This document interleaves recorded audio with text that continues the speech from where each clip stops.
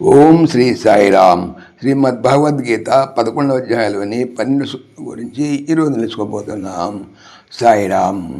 సంజయుడు గత శ్లోకంలో ఇలా చెప్పారు: పెక్కు ముఖములు నేత్రములు గలదియు, అనేకములకు అద్భుత విషయములను చూపినదియు, దివ్యములైన పెక్కు ఆభరణములతో కూడినదియు, ఎత్తబడి ఉన్న అనేక దివ్య ఆయుధములు గలదియు, దివ్యములైన పుష్పమాలికలను వస్త్రములను ధరించినదియు, దివ్యమగు గంధపు పూతతో కూడి ఉన్నదియు, అనేక ఆశ్చర్యములతో నిండి ఉన్నదియు, ప్రకాశమైనదియు, అంతము లేనిదియు, ఎల్లెడల ముఖములు కలదియు అనేటువంటిది తన విశ్వరూపాన్ని గురించి భగవానుడు చూపిస్తున్నారని చెప్పారు.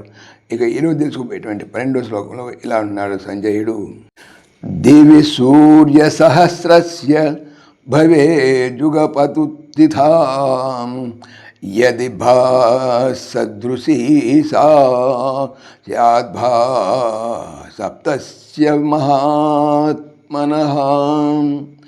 దివి ఆకాశం నందు సూర్య సహస్రసి వేల కొలది సూర్యుల యొక్క బాహ కాంతి యుగవత్ ఒక్క పర్యాయము ఉత్థిత భవత్ యది బయలుదేరినేని సా అది అనగా ఆ కాంతి తస్య మహాత్మనః ఆ మహాత్ముని యొక్క భాస కాంతికి సాదృశీ పోలునది స్యాత్ అగును.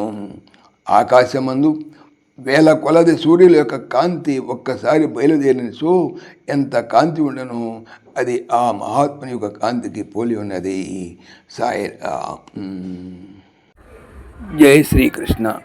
ఈ ఛానల్ సంబంధించిన పూర్తి వివరణ డిస్క్రిప్షన్లో చూడవచ్చును. జై శ్రీకృష్ణ.